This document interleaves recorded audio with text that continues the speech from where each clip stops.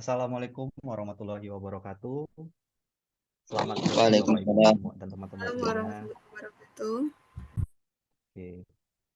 Bagaimana kabarnya Bapak Ibu dan teman-teman semuanya? Apakah masih semangat dan siap untuk mengikuti kelas konservasi pada hari ini? Coba dikasih reactionnya jempol atau tulis angka 1 di kolom chat.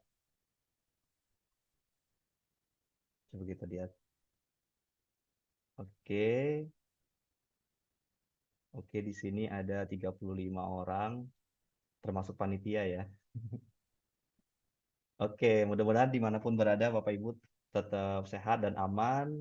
Yang mungkin lagi di jalan mungkin lebih aman berhenti dulu ya. Selamat datang kami ucapkan kepada Bapak Ibu dan teman-teman semuanya di kelas konservasi yang ke-11 kali ini. Nggak nyangka udah yang ke-11 ya, dan kita udah memasuki untuk menutup tahun 2023.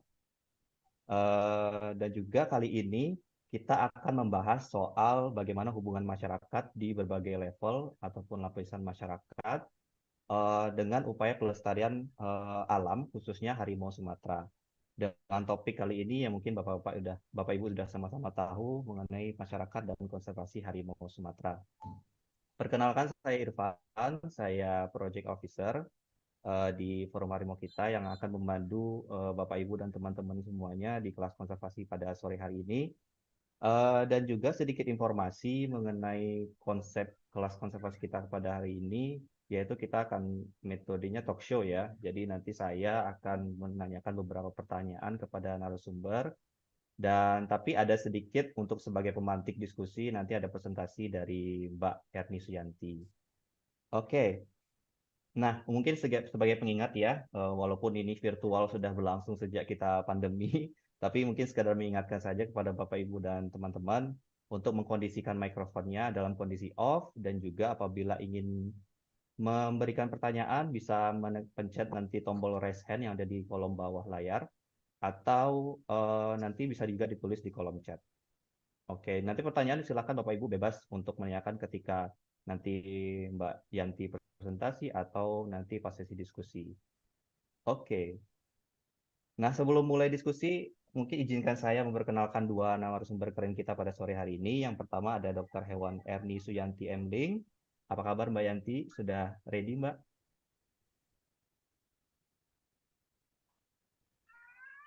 Baik, alhamdulillah baik. Oke, oke, baik Mbak. Nah, mungkin sedikit ya biografi tentang Mbak Yanti. Biasa kita panggil Mbak Yanti ya di sini. Merupakan praktisi medik konservasi untuk konservasi satwa liar terancam punah di Indonesia selama 21 tahun, bekerja di organisasi non-profit atau LSM, dan juga di Kementerian Lingkungan Hidup dan Kehutanan. Beliau juga tergabung dalam berbagai organisasi, spesialis, dan profesi yang bekerja untuk konservasi harimau Sumatera, gajah Sumatera, dan orangutan Sumatera.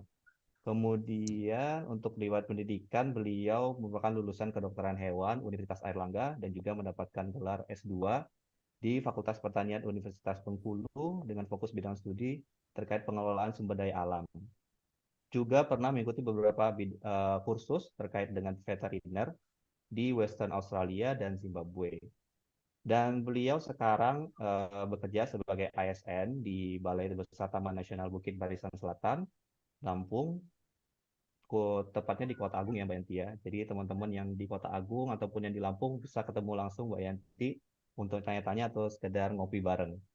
Kemudian yang tidak kalah penting, beliau mendapatkan beberapa penghargaan luar biasa ini. Ada Lifetime Achievement Orang Friends Awards tahun 2014, Kick Andy Heroes Awards tahun 2017, yang pernah lihat Mbak Yanti di TV. Nah ini Mbak Yantinya ada di sini sekarang. Kemudian penghargaan Direktur Jenderal KSDAI KLHK atas jasa dan pengabdian dalam konservasi harimau dan satwa terancam punah tahun 2020. Dan juga yang terbaru adalah Anugerah Perempuan Hebat Indonesia tahun 2021. Nah, itu untuk perkenalan singkat tentang Mbak Yanti. Kemudian kita juga ada narasumber tidak kalah keren juga, Bang Iswadi. Halo, apa kabar Bang Iswadi? Apa kabar? Sehat di sana, Bang? Alhamdulillah sehat, selamat sore kawan-kawan semua. Alhamdulillah. Nah, sedikit perkenalan buat Bang Iswadi ya, merupakan lulusan Fakultas Psikologi dari Universitas Bangsa Manggala Yogyakarta tahun 2005. Nah, ini lumayan dari psikologi, Bang Iswadi mainnya ke konservasi alam nih. Kemudian beliau juga aktif di berbagai lembaga konservasi alam dan satwa liar seperti Forum Harimau Kita, Forum Gajah Indonesia, Walhi Bengkulu, dan Yayasan Kelopak Bengkulu. Kemudian aktif sebagai ketua umum, saat ini ya, aktif sebagai ketua umum Yayasan Lingkar Inisiatif Indonesia. Beberapa pengalaman lain seperti beliau pernah menjadi project leader implementasi Permenhub nomor 48 tahun 2018, yaitu peraturan ini tentang penanggulangan konflik manusia dan satwa liar di Provinsi Bengkulu.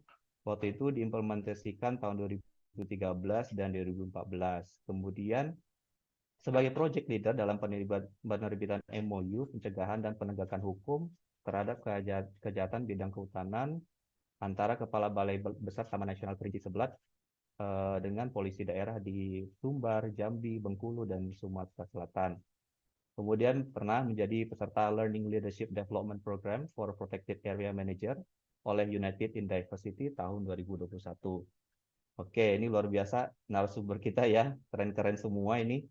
Dan mungkin untuk mempersingkat waktu, sedikit tadi ya sudah disampaikan di awal. Nah, di sini Mbak Yanti akan memaparkan sedikit informasi terkait pengelolaan konservasi harimau Sumatera dan juga masyarakat berdasarkan pengalaman beliau yang telah berkecimpung di dunia konservasi sumber daya alam. Oke, Mbak Yanti, mungkin operator bisa dibantu share paparannya. Terima kasih Mas Irfan. Apa saya share screen sendiri dari sini ya? Bisa? Boleh, Mbak, kalau itu lebih Iya. nyaman buat Mbak Yanti, Iya. silakan, Mbak. Silakan Mbak Yanti waktu dan tempatnya. Oke. Baik. Izin untuk share screen terlebih dulu.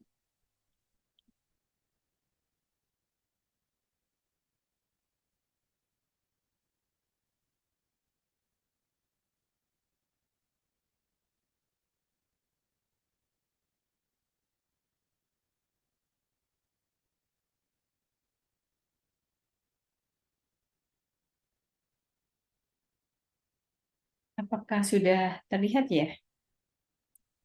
Sudah terlihat, Mbak, tapi belum di full screen kayaknya, Mbak. Oh iya. Iya. Baik.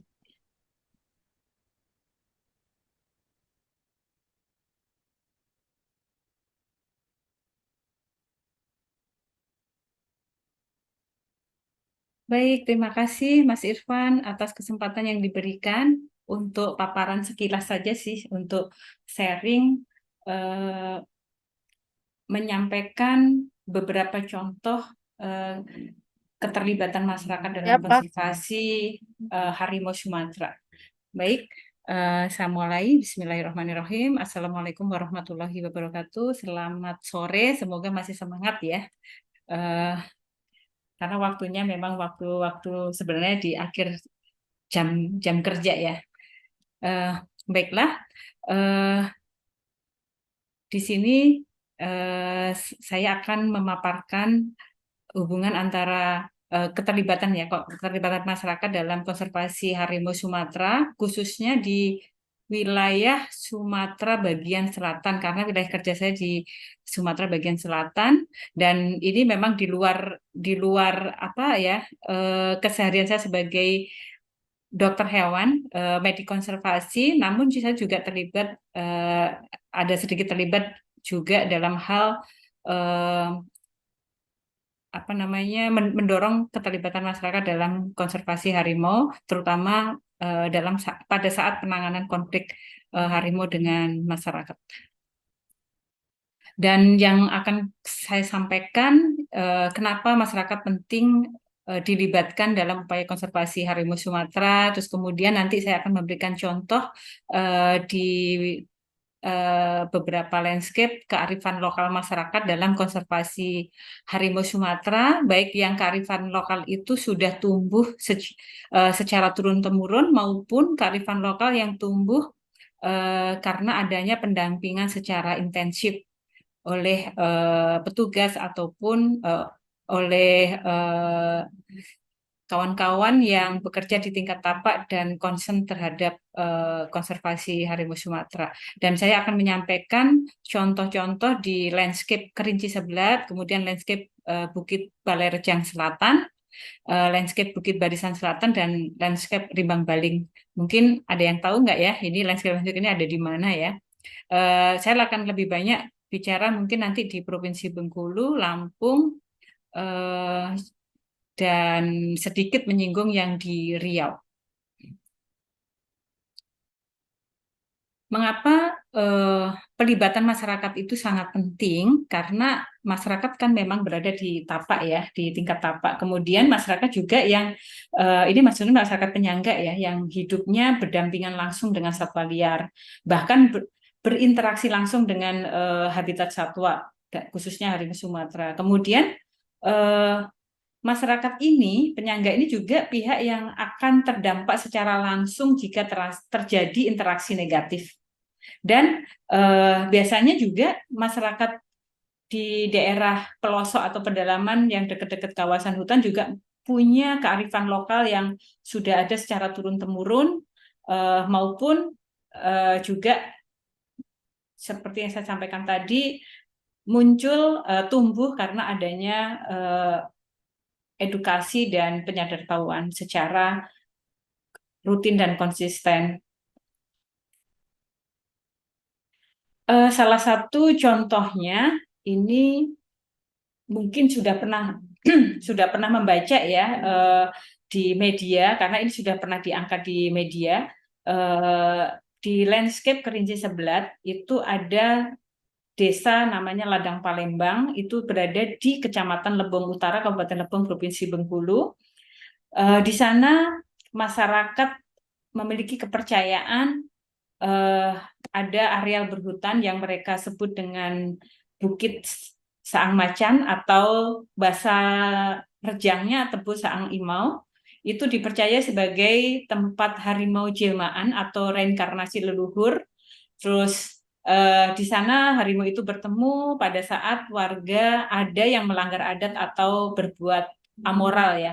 Mungkin yang hadir di online hari ini juga masih mendengar ya, maksudnya cerita-cerita yang seperti ini di Sumatera terutama ya, terkait dengan harimau-harimau yang merupakan leluhur orang sekarang ya, yang bisa menjelma sebagai harimau. Dan kepercayaan itu sepertinya sampai sekarang saya bekerja di Sumatera pun ini masih ada ya, masih sering mendengar juga gitu.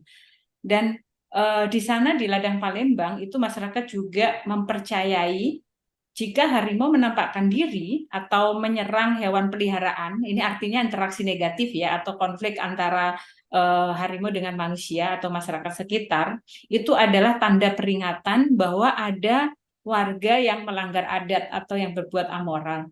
Jadi bertemu harimau bagi warga sebenarnya juga merupakan hal yang wajar, yang biasa, selain adanya interaksi negatif tadi. Dan meskipun warga biasa bertemu dengan harimau ini, tapi di Ladang Palembang ya, karena sebelum saya bekerja di Lampung di Balai Besar Taman Nasional Bukit Barisan Selatan, sebelumnya saya bekerja di Balai Konservasi Sumber Daya Alam Bengkulu, dan wilayah Lebong adalah termasuk wilayah kerja Balai KSIA Bengkulu, selain sebagai wilayah kerja juga mungkin kawan-kawan di Balai Besar Taman Nasional Kerinci Sebelat ya. Dan selama saya kerja di sana selama lebih dari 15 tahun, mungkin ada 17 tahun lebih di Provinsi Bengkulu, kami belum pernah menangani kasus konflik harimau di Ladang Palembang. Termasuk belum pernah mendengar adanya misalnya serangan satwa terhadap manusia di sana. Jadi mungkin ini juga ada hubungannya dengan kearifan lokal yang ada di sana ya, dan ini memang perlu adanya penelitian lebih lanjut ya terkait hal ini. Dan di sana warga tidak menganggap harimau sebagai musuh atau masalah, jadi atau sesuatu atau satwa atau makhluk hidup yang mengancam jiwa manusia ya. Dan dulu juga pernah ada ekspedisi di Taman Nasional Geri Seblat, dan kami maksudnya di BKSDA Bengkulu mendapatkan informasi adanya pemangsaan ternak misalnya ayam, dan itu dianggap hal yang biasa, jadi tidak dianggap sebagai sebuah konflik.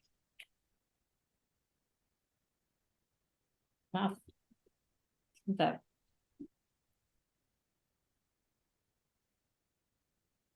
Ya. Jadi Bukit Sarang Macan ini dipercayai sebagai habitat harimau mencari mangsa, sehingga merusak hutan akan mendapat balasan dari harimau. Jadi di sana warga tidak berani ya untuk melakukan perusakan hutan, karena dia merasa dengan merusak hutan mereka akan kena imbas. Bahkan warga yang tidak merusak hutan pun mereka mempercayai juga akan terdampak dari aktivitas tersebut. Jadi sehingga masyarakat di sana tidak berani masuk hutan, apalagi merusaknya ya. Terus kemudian tidak menangkap, membunuh atau memasang jerat, karena dianggap membunuh harimau adalah membunuh leluhurnya. Kemudian mereka juga mempercayai bahwa membunuh akan dibalas dengan dibunuh. Terus dan balasannya bisa lebih berbahaya.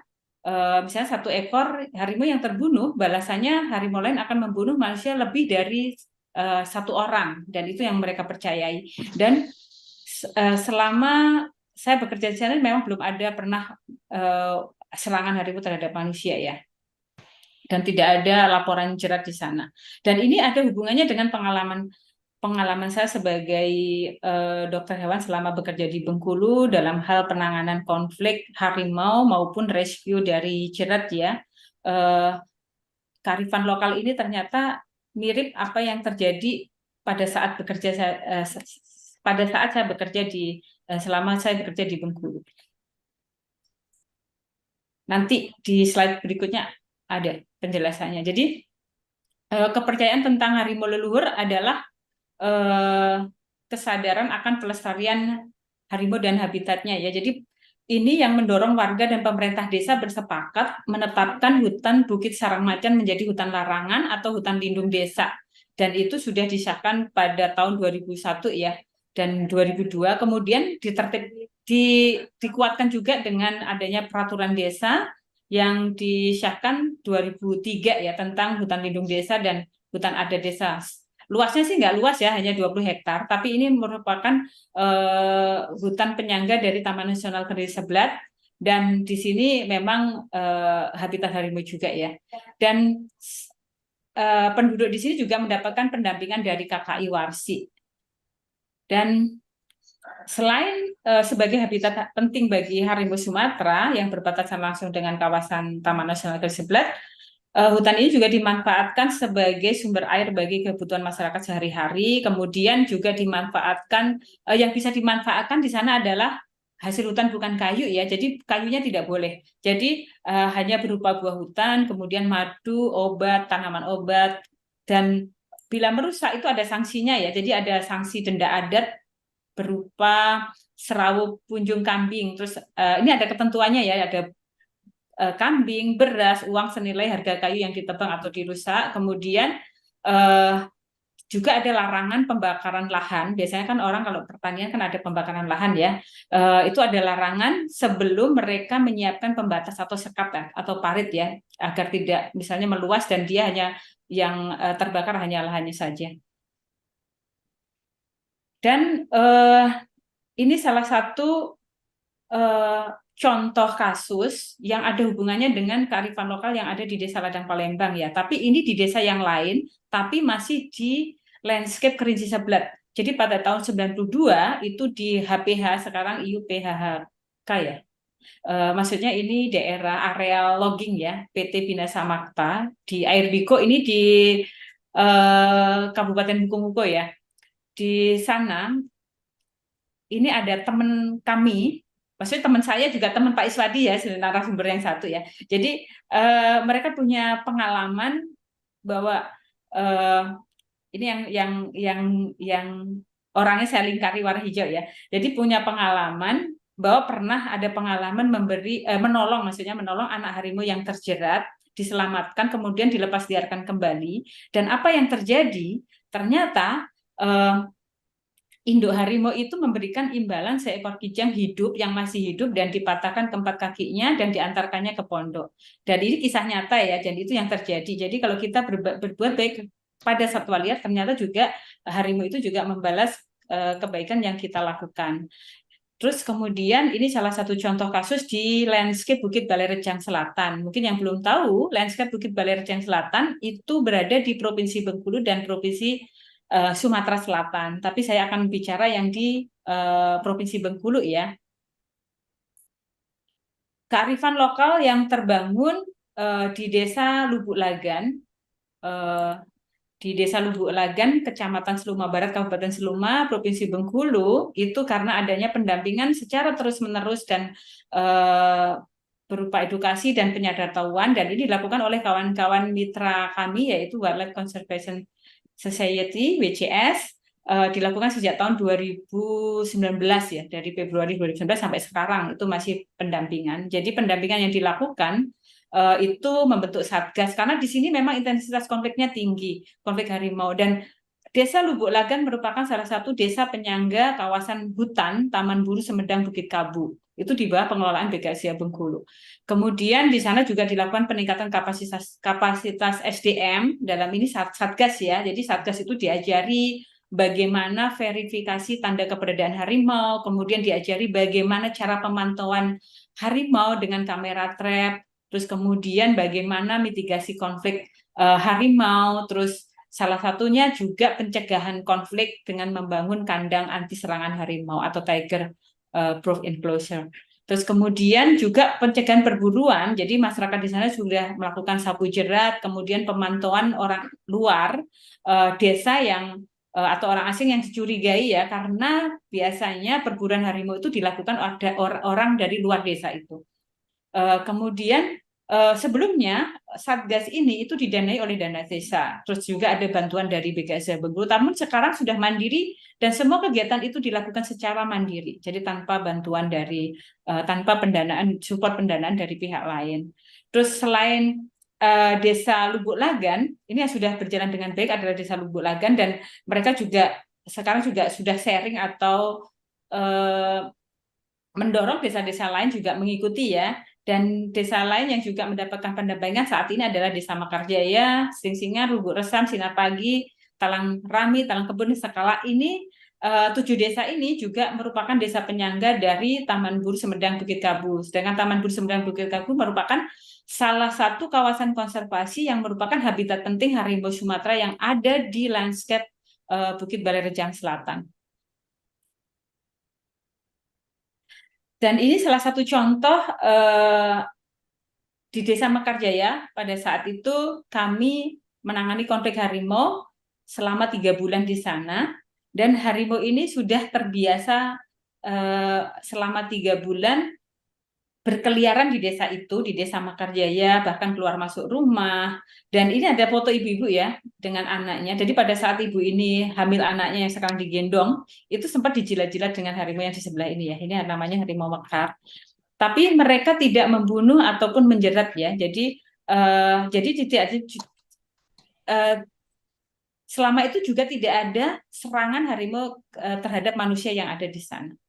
Karena masyarakat di sana juga, kalau misalnya ternaknya kambing atau ayam atau bebek dimakan, itu dikasihkan ya sebagai makanan harimau, dan sudah terbiasa dengan harimau ini ya. Terus ini salah satu contoh juga seperti yang saya sampaikan tadi di Ladang Palembang, bahwa kalau kita melakukan aktivitas ilegal atau melukai atau membunuh akan mendapatkan balasan. Dan ini yang terjadi di landscape Bukit Balai Rejang Selatan. Ini ada di daerah penyangga Taman Buru Sumedang Bukit Kabu di Kabupaten Bengkulu Tengah. Kebetulan pada tahun 2008 kami menangani konflik harimau yang ada di sana. Dan ini contoh ini harimau yang direscue ya.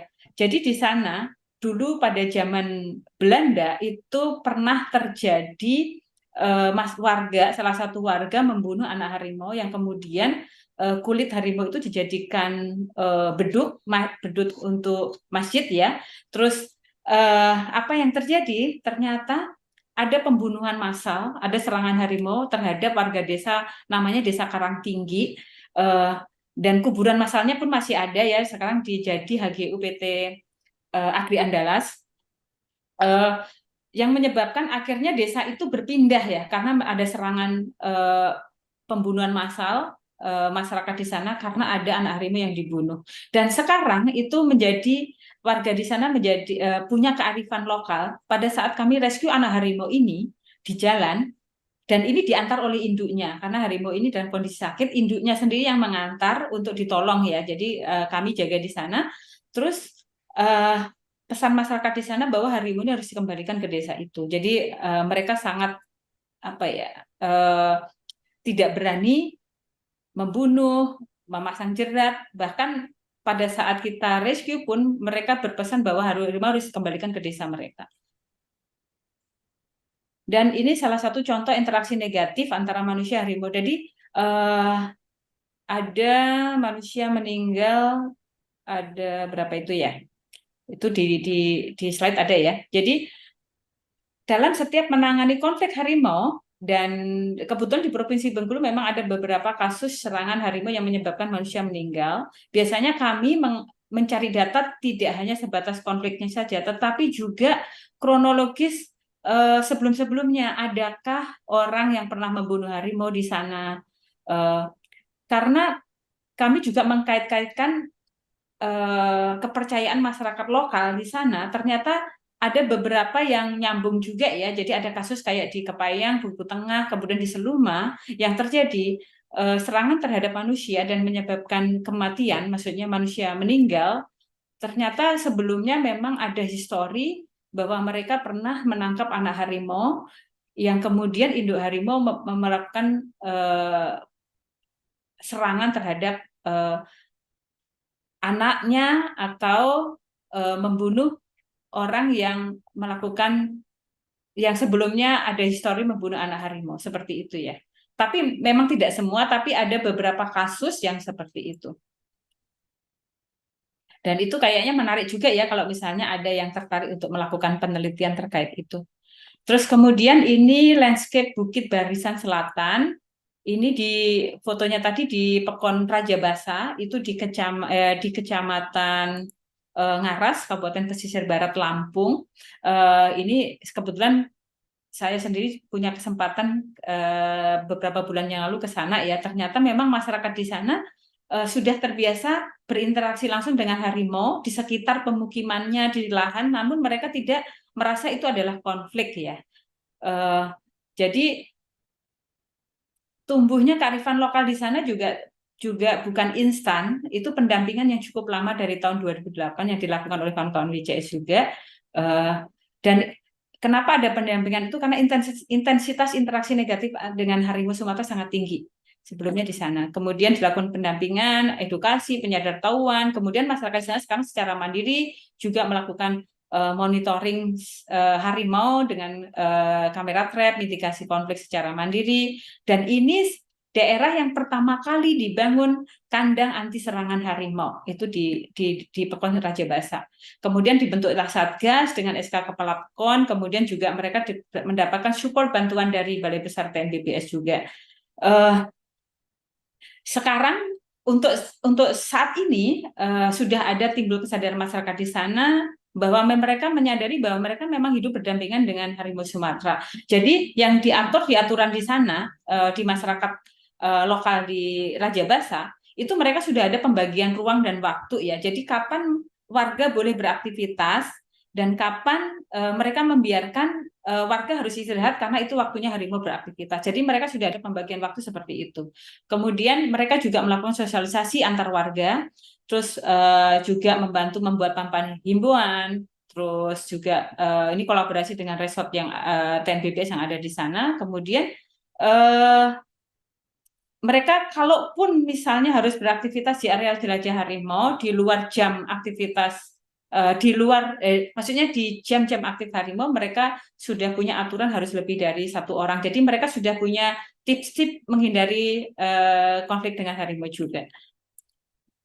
Dan itu memang tidak mudah ya, memang perlu pendampingan secara rutin dan konsisten. Dan selain Pekon Raja Basa juga saat ini ada pendampingan lainnya di desa-desa yang ada di slide ya, itu di Kabupaten Tanggamus, Kabupaten Pesisir Barat, di Kabupaten Lampung Barat.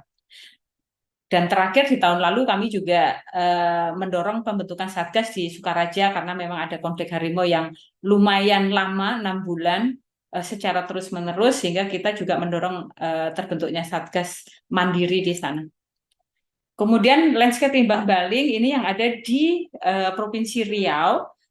Di sini yang saya sampaikan mungkin di sekitar kawasan atau di dalam kawasan juga Soka Marga Satwa Bukit Timbang Bukit Baling. Kebetulan Forum Harimau kita dengan konsorsium YAPK dan Indekon beraktivitas di sana juga mendukung di sana. Jadi di sana ada masyarakat adat yang hidup secara turun-temurun bahkan ratusan tahun di dalam kawasan Soka Marga Satwa. Kemudian masyarakat di sana juga menganut hukum adat dan pemerintahan adat. Pimpinan adat tertinggi masing-masing suku itu disebut Nini Mama ya, tapi di sana juga ada wakil Nini Mama yang memang berwenang untuk menjaga dan mengelola hutan adat, namanya Dubelang Adat. Jadi kami Forum Harimau kita bersama mitra konsorsium itu mendorong Dubelang ini terlibat dalam konservasi ya, jadi pengelolaan dan konservasi harimau yang ada di sana, karena SM Bukit Timbang Bukit Baling merupakan habitat penting bagi harimau Sumatera.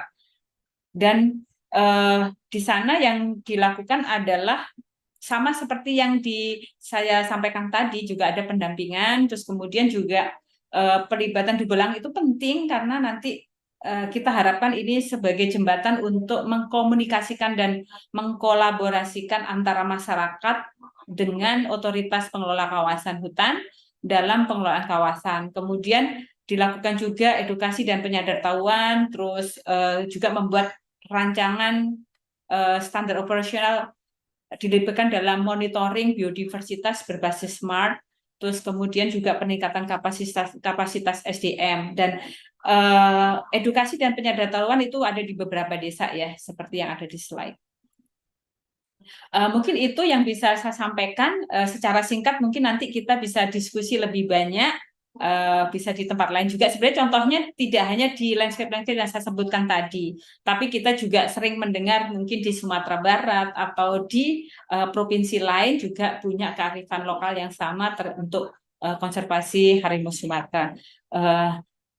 Terima kasih. Saya kembalikan ke Mas Irfan, moderator ya.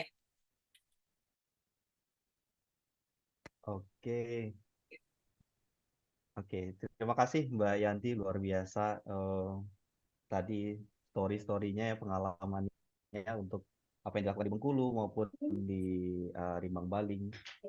Kita sadar juga ya, mungkin di sini Bapak Ibu yang hadir di dalam kelas konservasi kali ini juga mungkin ada yang memang tinggal di dekat dengan habitat harimau Sumatera ya. Jadi kita sama-sama tahu bahwa kearifan lokal itu di tengah masyarakat sudah turun-temurun, dan juga sebagaimana di Bengkulu ya, ada beberapa kepercayaan, salah satunya harimau itu merupakan leluhur yang harus dihormati. Mungkin ini juga jadi salah satu yang dipegang juga ya oleh masyarakat di Sumatera ya, terutama tentang mengenai harimau Sumatera. Kemudian ini cerita menarik juga nih. Kadang-kadang kita juga sebagai saintis kan agak gimana gitu ya, tapi kan inilah kenyataannya gitu. Kadang kalau kita berbuat baik kepada alam atau kepada khususnya harimau Sumatera, mereka akan berbuat baik juga kepada kita. Jadi contoh tadi kayak ada salah satu tadi yang cerita Mbak Yanti ya, beliau menyelamatkan anak harimau, dan kemudian sebagai tanda terima kasih harimau, induknya memberikan rusa gitu ya tadi ya ke rumah di dekat pondok beliau. Terus juga ada praktek di masyarakat Lubuk Lagan juga, itu menjadi contoh bagaimana masyarakat berupaya untuk menangani interaksi negatif antara manusia dan harimau Sumatera. Oke, nah di sini oke, terima kasih Mbak Yanti ya. Dan kita ingatkan kepada teman-teman semuanya, kalau misalnya ada pertanyaan, apa yang dipaparkan Mbak Yanti tadi, silakan. Ataupun nanti pertanyaan lainnya, mungkin ada cerita atau pengalaman dari teman-teman di lokasi kerja, atau malah yang tinggal di dekat dengan habitat, ada cerita menarik yang mungkin perlu ditanyakan atau diceritakan di sini, silakan. Oke, nah mungkin mau nanya dulu nih ke Bang Iswadi ya. Setelah melihat cerita-cerita Mbak Yanti tadi, Bang Iswadi mungkin juga terlibat di sana ya dalam ke beberapa kegiatan Mbak Yanti juga, dan mungkin kegiatan Bang Iswadi juga di Bengkulu. Sebenarnya bagaimana sih Bang Iswadi melihat hubungan antara masyarakat dengan alam, khususnya harimau Sumatera? Mungkin bisa cerita Bang Iswadi yang ada di Bengkulu. Silakan Bang.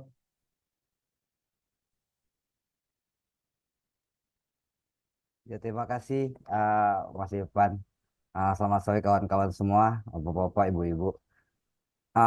Terkait dengan sebenarnya masyarakat itu memang tidak bisa dipisahkan dengan hutan ya, karena dari hulu sampai hilir semua merasakan jasa dari lingkungan atau jasa dari hutan. Nah, terkait dengan hubungan. Ada memang seperti yang Mbak Yati sampaikan tadi, banyak sekali kearifan lokal yang ada di daerah, khususnya di Sumatera, terkhusus lagi di Bengkulu terkait dengan hubung interaksi manusia dengan harimau. Misalnya, nah kalau di Bengkulu itu harimau ada disebut nenek, ada disebut datu, kalau di Sumba mungkin inyek dan memang itu masyarakat sangat menghormati sekali ya dari sosok harimau. Nah, balik lagi ke uh, bagaimana masyarakat hubungan dengan hutan. Nah, saya sampaikan lagi bahwa memang hutan sangat besar sekali ya pengaruhnya, termasuk juga jasa-jasa lingkungannya, dan juga manusia tidak bisa, semua manusia tidak bisa lepas dari jasa hutan. Nah, kembali ke uh, terkait dengan harimau Sumatera. Nah, sebenarnya Bengkulu khususnya ya, Bengkulu itu tidak memiliki budaya berburu harimau. Nah, jadi memang berburu harimau itu dibawa dari luar. Itu di kalau uh, kita masih ingat di zaman Belanda itu ada semacam kayak apa ya itu ya. Uh, jadi ketika ada, kan waktu itu harimau sangat banyak sekali, kita ada masyarakat yang bisa membunuh harimau itu dikasih hadiah, dikasih hadiah. Nah, itu awal mulanya ada pemburuan di Bengkulu. Dan di Bengkulu pun sebenarnya budaya berburu itu bukan juga budaya asli Bengkulu, itu juga masuk dari wilayah, maaf ngomong, wilayah dari wilayah Sumatera bagian barat itu yang awalnya masuk ke Bengkulu. Bengkulu sama sekali tidak tidak memiliki budaya itu. Nah, tetapi nah kemampuan-kemampuan masyarakat perkampungan terkait dengan interaksi dengan harimau itu cukup cukup tinggi. Misalnya masyarakat punya kemampuan untuk memanggil harimau, masyarakat bisa di sekitar kawasan hutan, masyarakat bisa punya kemampuan dia mengusir harimau. Misalnya seperti ini. Nah, salah satu contoh itu di Sebelat Ulu ya. Di tahun 70-an itu ah, hampir setiap bulan itu 1 sampai 2 harimau itu memangsa manusia. Hampir setiap bulan itu ada harimau yang memangsa manusia.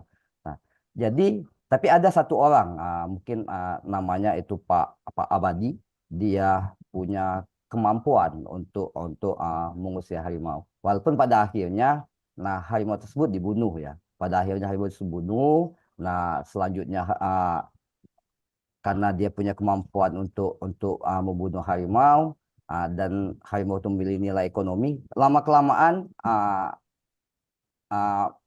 itu yang menjadi apa nama itu, uh, bukan lagi faktor bagaimana mengamankan kampung, tapi sudah menjadi faktor ekonomi. Tapi awalnya masyarakat berburu di kampung itu mengamankan desa. sama juga seperti di Ulu Lawas juga banyak cerita-cerita juga. Nah, kenapa misalnya ada pemburu itu dia membunuh harimau itu ya awalnya karena bukan faktor ekonomi tapi bagaimana mereka diminta mengamankan kampung.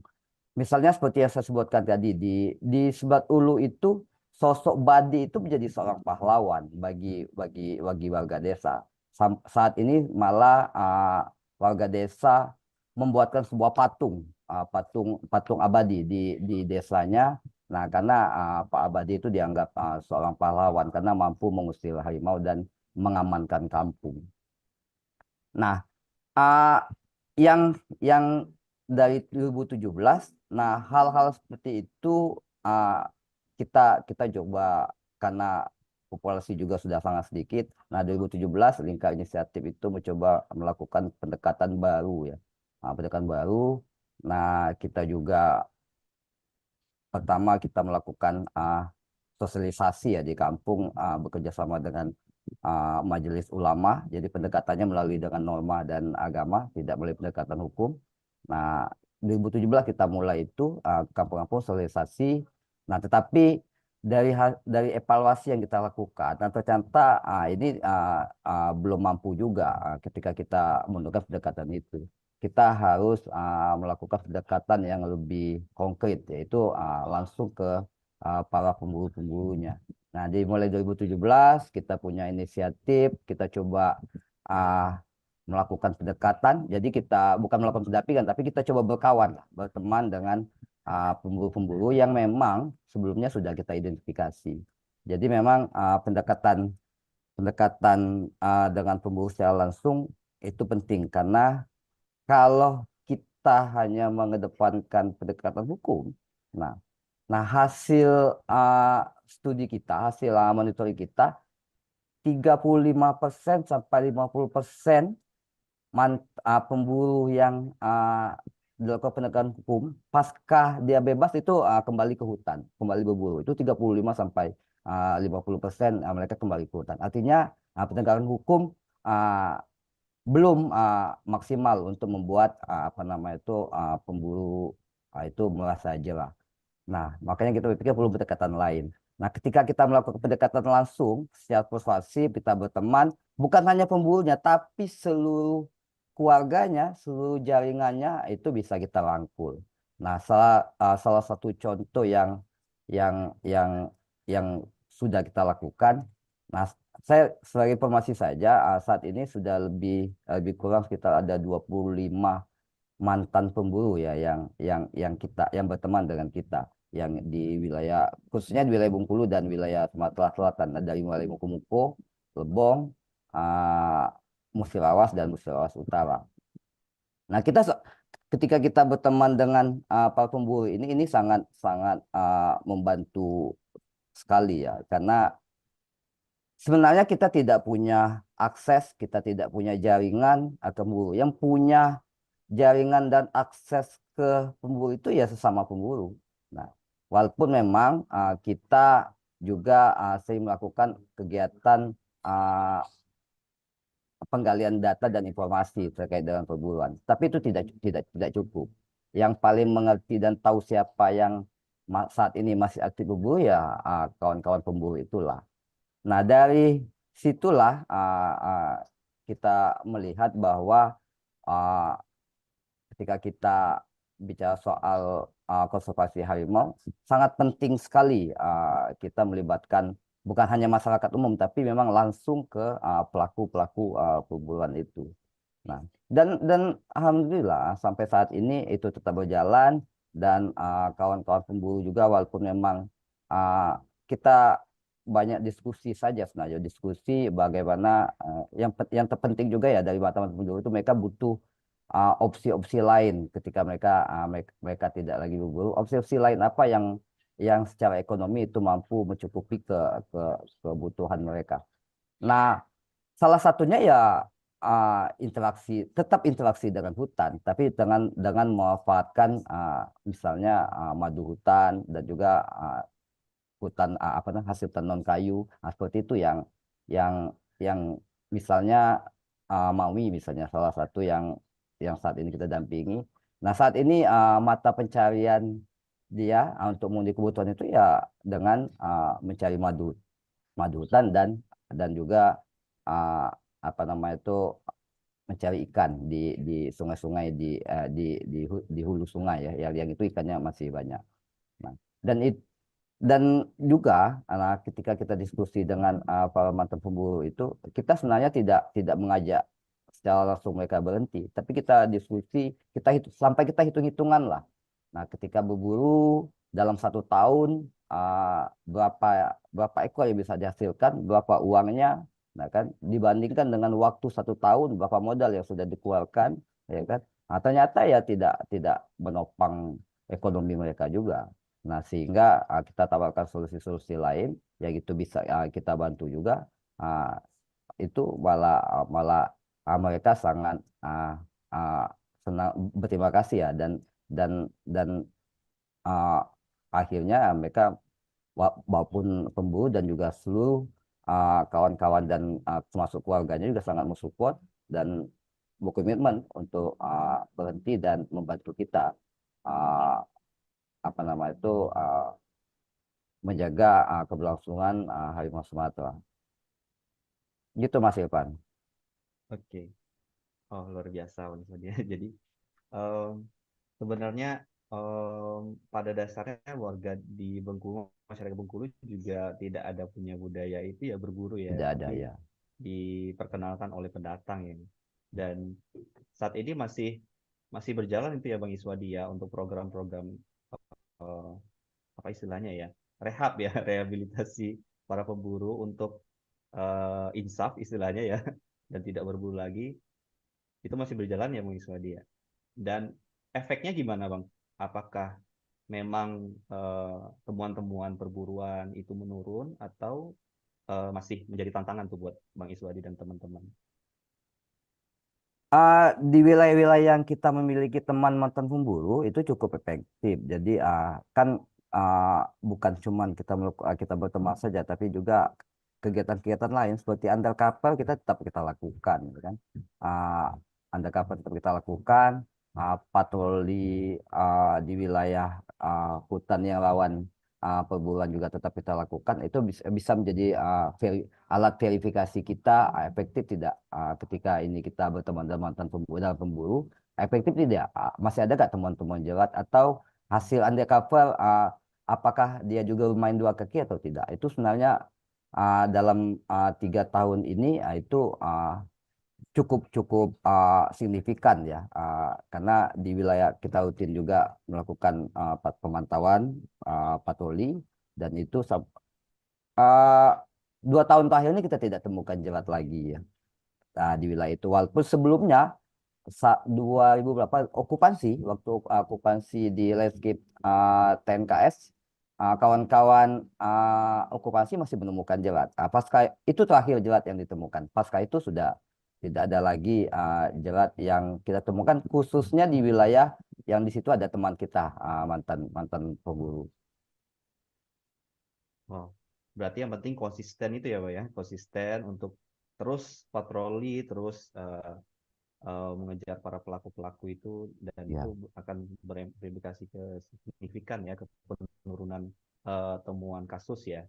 Dan ini sebetulnya juga perlu diterapkan oleh daerah-daerah lain ya, agar meluas dan populasi harimau juga tidak menurun lagi nih kita harapkan.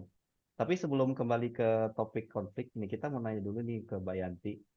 Kenapa sih Mbak harimau Sumatera itu penting untuk dilindungi? Padahal kan ya mungkin orang bilang, atau orang-orang kota nih malah bilang yang dia tidak merasakan kehadiran harimau, merasa kayaknya nggak ada harimau juga nggak apa-apa gitu.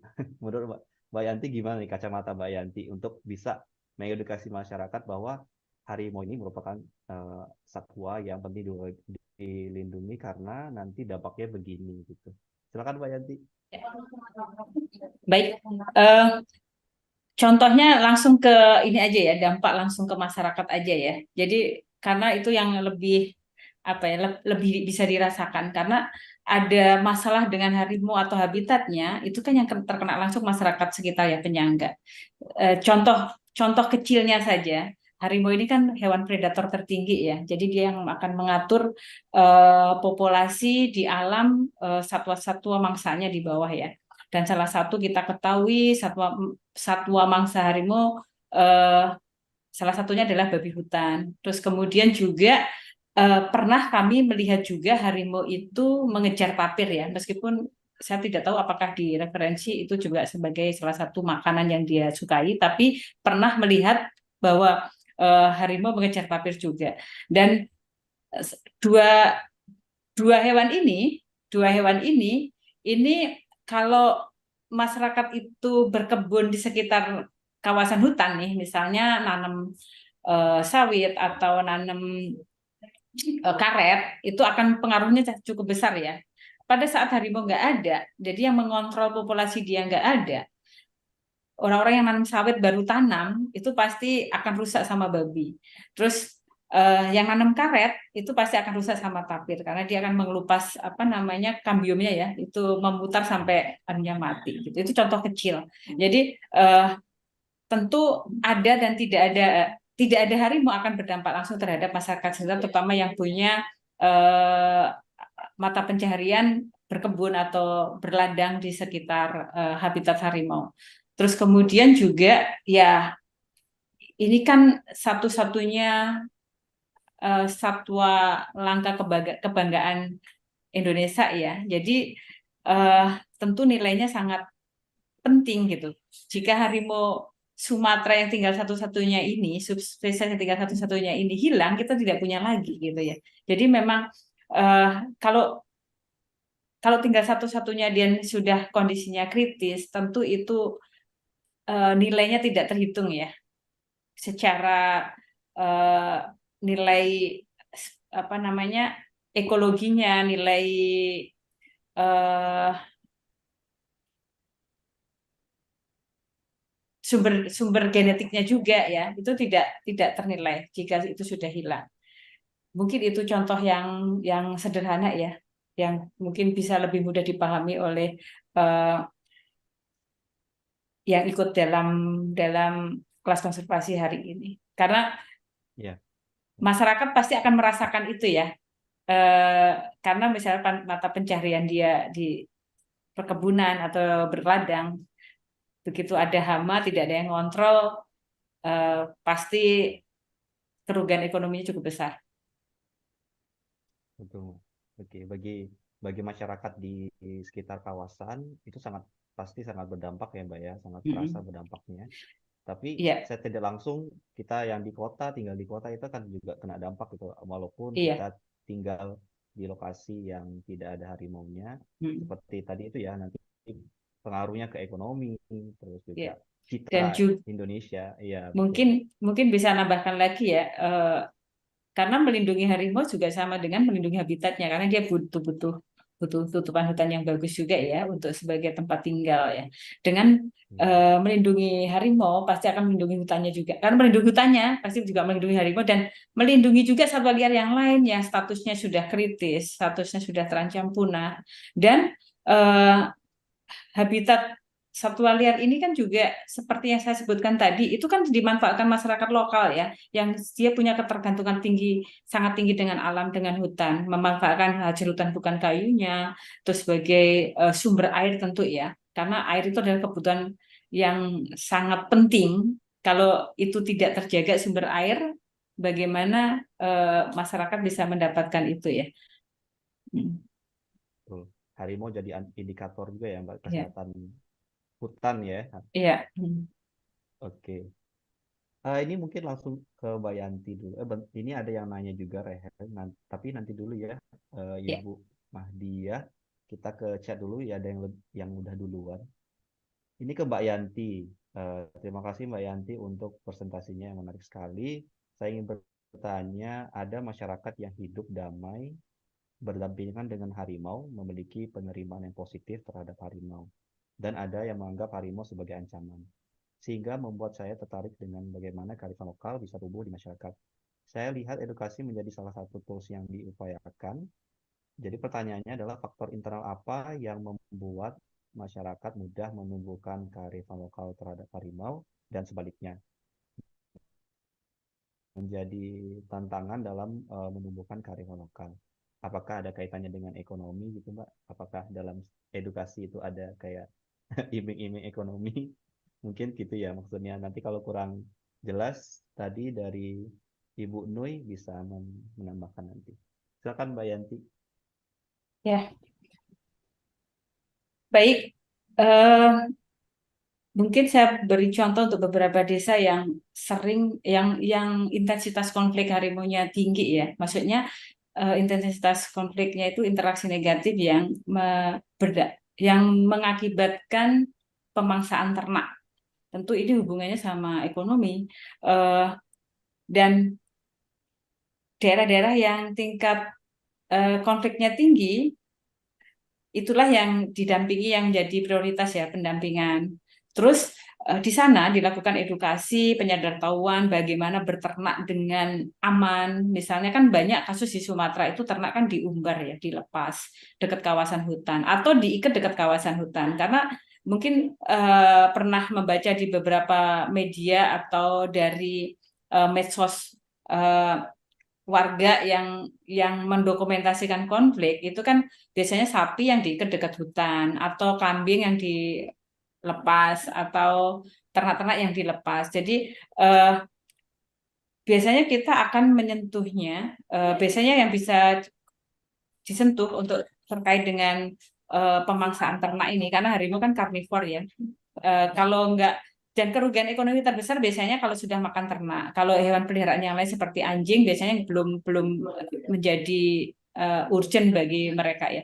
Jadi kalau sudah kambing atau sapi, jadi edukasi dan penyadartahuannya cara berternak yang baik.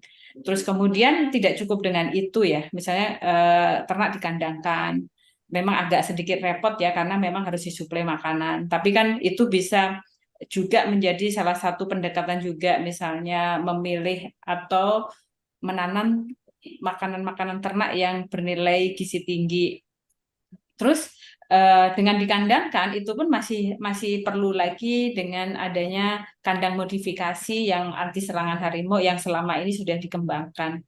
Nah, dan itu juga tidak mudah ya, tapi memang perlu pendekatan terus-menerus. Ada kasus di Bengkulu itu pada saat ternaknya masih kehilangan 1 ekor 2 ekor,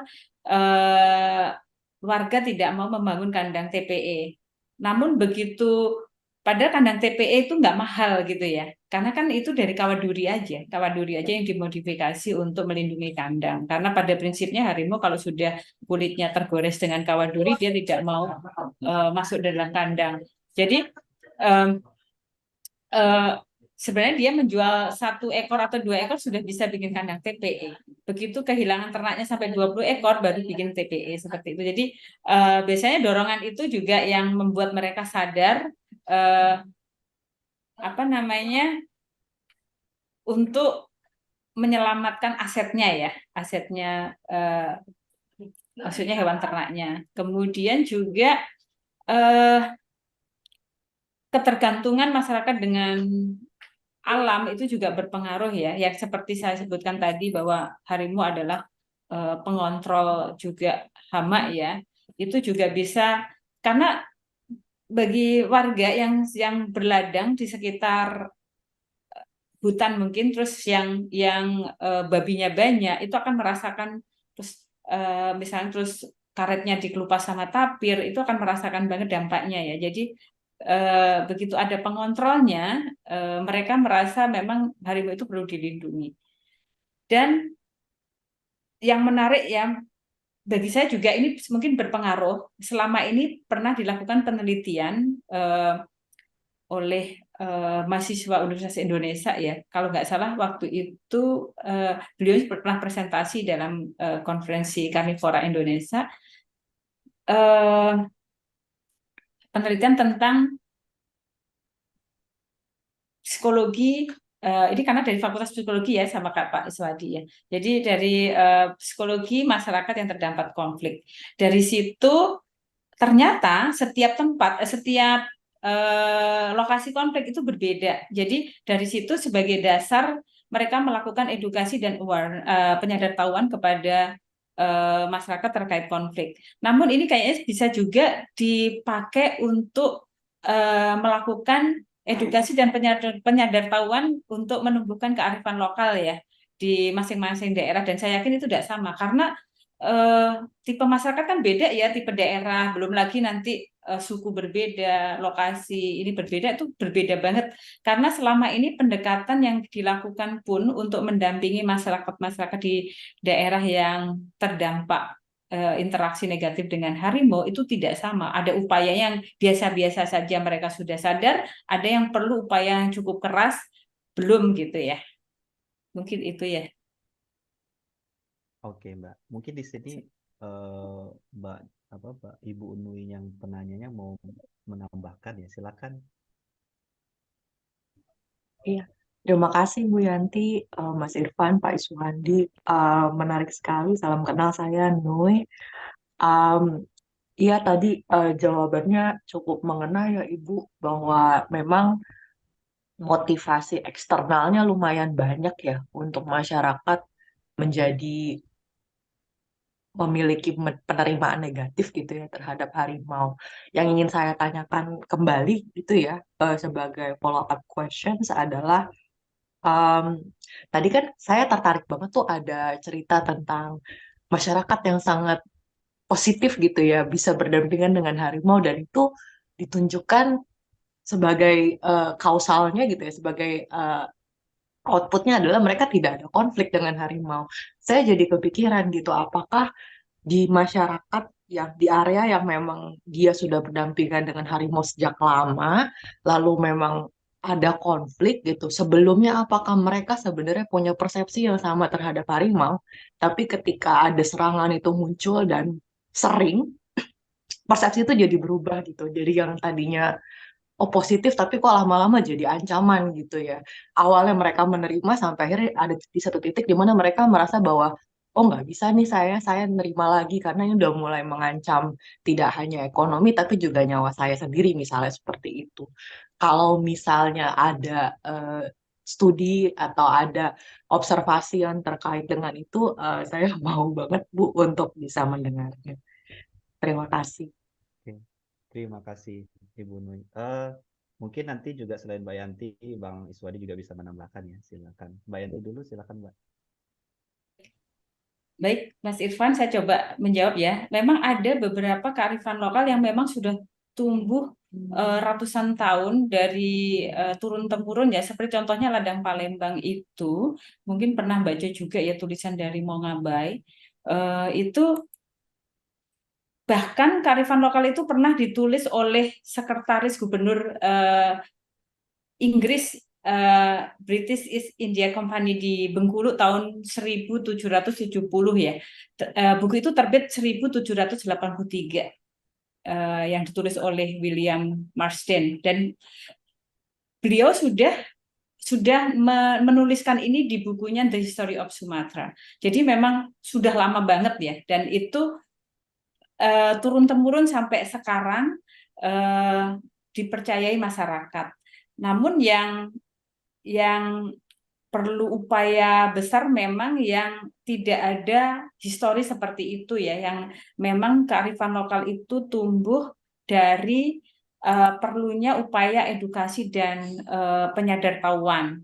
Nah, itu biasanya kalau kita nangani konflik kita akan tanya sejak kapan sih ini terjadi gitu. Karena biasanya mereka juga akan cerita, misalnya pada tahun sebelumnya itu tidak pernah ada konflik dengan harimau. Terus tiba-tiba pada tahun 80 atau misalnya tahun 70 itu muncul konflik harimau. Dan itu biasanya juga ada hubungannya dengan kondisi kesehatan ekologi ya, dengan landscape-nya. Misalnya ada perubahan tutupan hutan, penggunaan lahan, misalnya dari hutan menjadi terbuka menjadi lahan pertanian atau fungsi lainnya, itu juga sangat berpengaruh. Mungkin karena itu habitat harimau kemudian menjadi terbuka, terus berpengaruh terhadap hewan-hewan lain mangsanya yang ada di sana, sehingga dia punya akses yang lebih mudah dengan aktivitas manusia, dan dia akan mendapatkan satwa mangsa yang lebih mudah, misalnya hewan ternak itu juga bisa memicu terjadinya konflik. Jadi yang seperti ini yang perlu pendampingan secara rutin untuk edukasi, untuk penyadartahuan. Biasanya kalau yang sudah seperti ini ada pemaksaan, memang kita pendekatannya ya bagaimana mengamankan aset mereka. Salah satunya yang dilakukan saat ini adalah membangun kandang Tiger Proof Enclosure atau TPE, anti serangan harimau. Mungkin itu ya Mas Irfan ya. Oke, Mbak. Mungkin Bang Iswadi bisa menambahkan juga apa yang terjadi di lapangan, Bang. Ya mungkin saya sedikit memberikan contoh saja ya. Saya mungkin mencontohkan di Sungai Lisai. Di Sungai Lisai itu ada semacam bukan kebiasaan lah, kebiasaan masyarakat ketika ada tamu itu pasti disuguhi daging rusa. Jadi kan ketika tamu datang bermalam, itu selalu disuguhi daging rusa. Sehingga populasi rusa itu sangat sedikit sekali dan itu yang terkadang itu waktu di tahun sebelum tahun 2015 harimau sering muncul ke kampung. Nah, 2017 atau 2018 itu setelah kita beberapa kali berkunjung ke salah satu desa di dalam desa ini dalam Taman Nasional itu di Kabupaten Lebong di Sungai Lisai. Nah, 2018 itu terbit Perdes itu peraturan desa yang apa nama itu melarang melakukan perburuan satwa di desa Sungai Lisai. Nah, 2 tahun kemudian populasi rusa itu sangat banyak sekali. Nah, tetapi masih ada 1-2 orang tuh yang melakukan juga melakukan perburuan harimau, ya kan? Sehingga rusa itu menjadi hama di Lisa. Jadi di Sungai Lisa itu banyak petani yang menanam padi itu padi darat, bukan di sawah, tapi di daratan. Nah, sehingga banyak padi yang itu rusak oleh apa namanya itu rusak. Banyak padi yang rusak oleh rusak kan.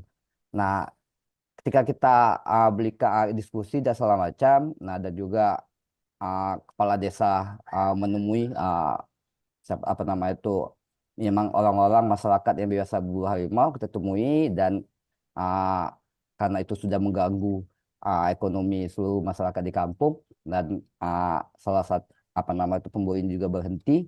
Nah, setelah itu mulai ada keseimbangan ya. Mulai ada keseimbangan, populasi rusa cukup terkendali, tidak lagi menjadi hama dan ketika kita patroli memang kita selalu menemukan di apa nama itu seputaran desa itu masih kita temukan tapak jejak harimau. Artinya indikasi harimau masih masih ada di situ. Artinya memang ini yang saya memberikan contoh saja bahwa memang keberadaan harimau memberikan manfaat kalau di kampung di sekitar kawasan hutan. Oke. Semoga jawaban dari Mbak Yanti maupun Bang Iswadi tadi udah menjawab ya, Mbak Nui. Oh, ini lumayan nih, ada beberapa pertanyaan nih kayaknya nih. Mungkin sebelum ke Mbak Mala di hold dulu ya. Ini kita coba jawab pertanyaan dari Mbak Madia. Kayaknya Mbak Madia tadi juga sempat raise hand ya. Apakah mau disampaikan secara verbal ke narasumber? Ini pertanyaannya kayaknya menarik banget nih. Kasih studi kasus juga.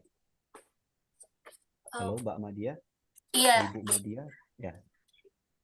Silakan Bu, mungkin mau disampaikan langsung secara verbal, singkatnya seperti apa pertanyaannya?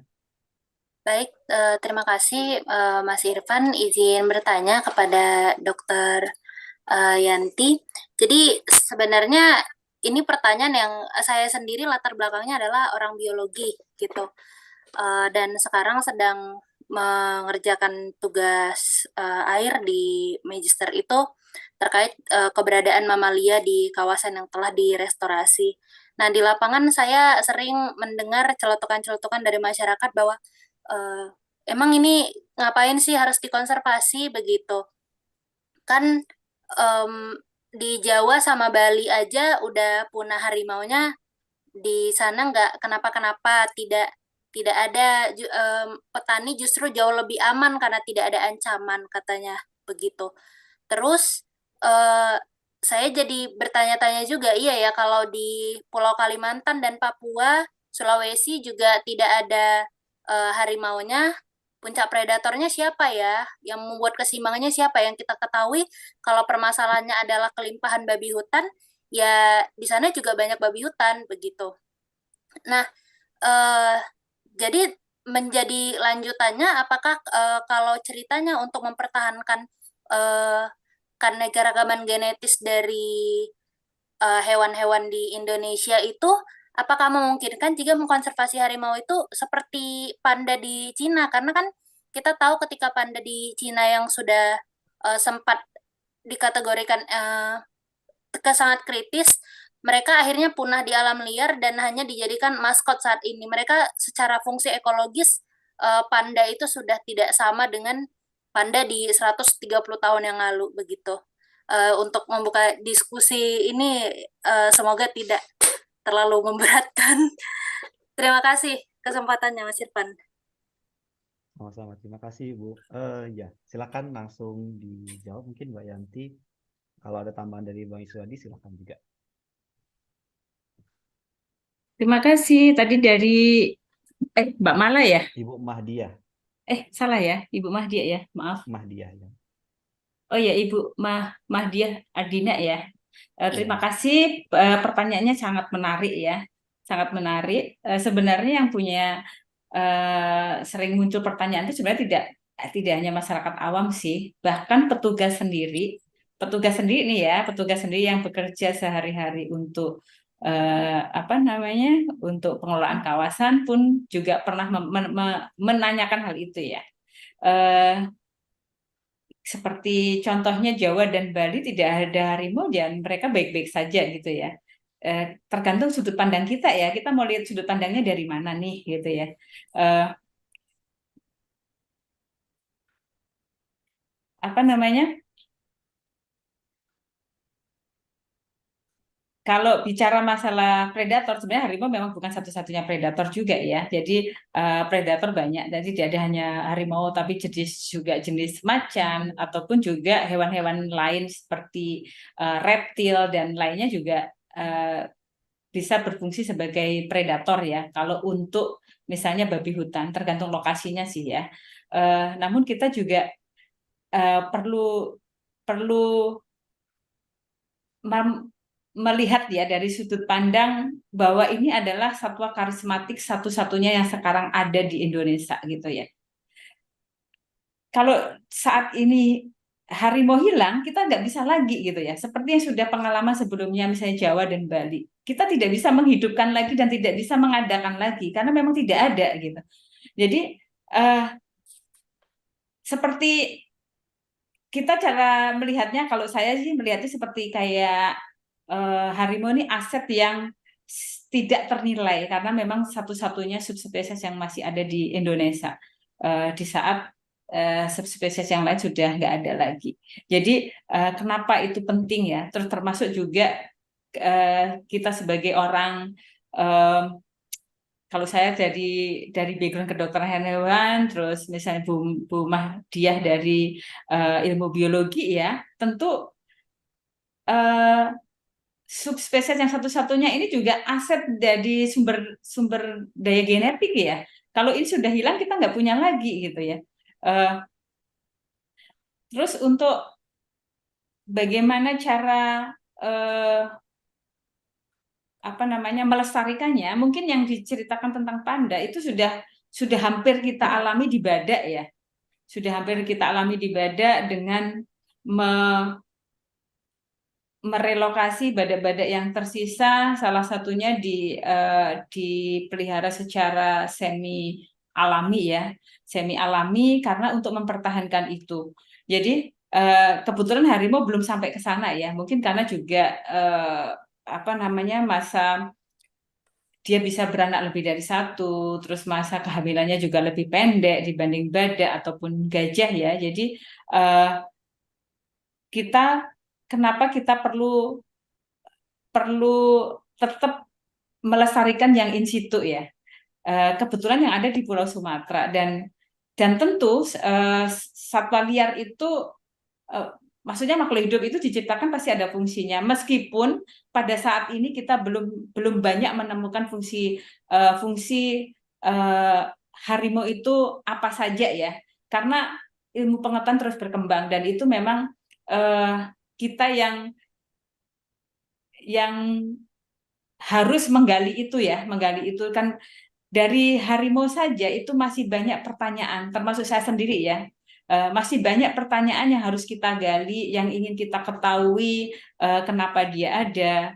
Terus misalnya terkait dengan, kalau saya kan terkait dengan penyakit, terkait dengan dampak misalnya penyakit dengan lingkungan sekitarnya, itu masih perlu kita gali. Hanya untuk satu satu subjenis satwa aja, belum satwa liar yang lain. Dan itu memang eh, yang belum banyak terjawab dari kita sebagai pekerja konservasi atau misalnya pemerhati konservasi ya. Dan selama ini contoh yang ada, yang kebetulan ada di depan mata seperti itu yang telah saya sampaikan ya, pada saat kami menangani konflik, pada saat kami berinteraksi langsung dengan masyarakat di sekitar habitat harimau, yang mereka rasakan dampaknya pada saat harimau di sana tidak ada, maka kepadatan populasi satwa mangsanya jadi tinggi dan berdampak dengan lahan pertanian mereka. Seperti itu. Dan pada saat satwa mangsanya pun misalnya kepadatannya rendah, dan karena harimau ini kan kebutuhan pokoknya tutupan hutan yang bagus, kemudian ketersediaan satwa mangsa yang cukup, terus kebutuhan untuk bisa mengawini juga. Jadi pada saat kebutuhan-kebutuhan pokok itu tidak terpenuhi, ada dampak yang terjadi pada saat satwa mangsanya berkurang, maka dia dan tutupan hutannya terbuka, dia interaksi dengan manusia jadi lebih mudah. Terus dia bisa menemukan hewan-hewan yang memang sebelumnya bukan mangsanya dia, akhirnya di makanannya seperti hewan ternak ataupun hewan peliharaan seperti anjing jadi makanannya. Dan itu sangat berdampak pada masyarakat ya. Dan biasanya dalam konflik itu yang paling membuat masyarakat terjadi interaksi negatif itu karena itu ya. Jadi ada kerugian ekonomi yang ditimbulkan. Selama ini seperti itu. Jadi kalau kami masih melihatnya dari sebatas masih sejauh itu ya, karena memang untuk menggali kenapa harimau harus ada itu memang butuh apa ya? Butuh mungkin penelitian baru yang mungkin tidak cukup dalam jangka waktu yang pendek gitu. Mungkin ada tambahan dari Pak Iswadi, silahkan. Iya, oke, Mbak. Mungkin Bang Iswadi bisa nambahkan dari sisi perspektif masyarakat sebenarnya tuh gimana sih ini harimau masih perlu nggak sih mereka buat dilindungi gitu? Mungkin Bang Iswadi ada cerita. Iya, kalau perspektif masyarakat adat ya kan, seperti di Bengkulu ya, seperti yang saya sampaikan tadi, harimau itu kan itu tadi disebut nenek, datuk, dan masyarakat masih sampai saat ini kearifan itu masih tetap terjaga ya kan. Nah, jadi memang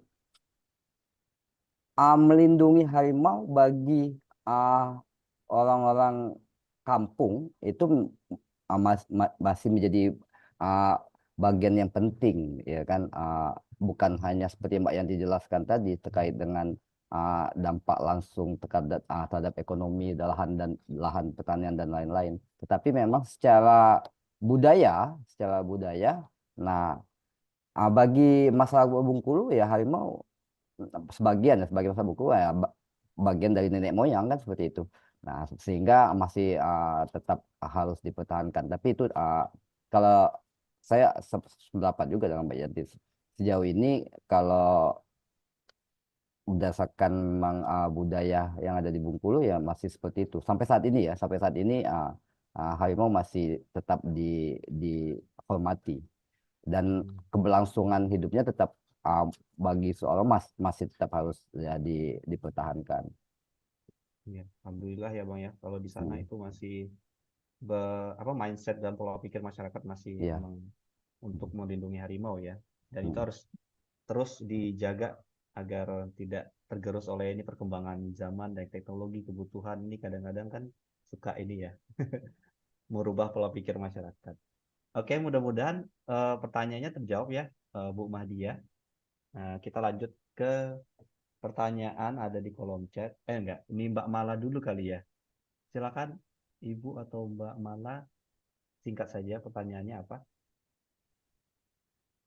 Siap, terima kasih moderator.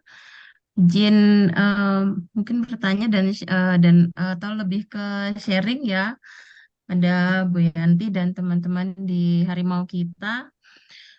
Saya Mala dari Merangin Jambi UNESCO Global Geopark dan pastinya isu biodiversity itu merupakan salah satu isu kunci.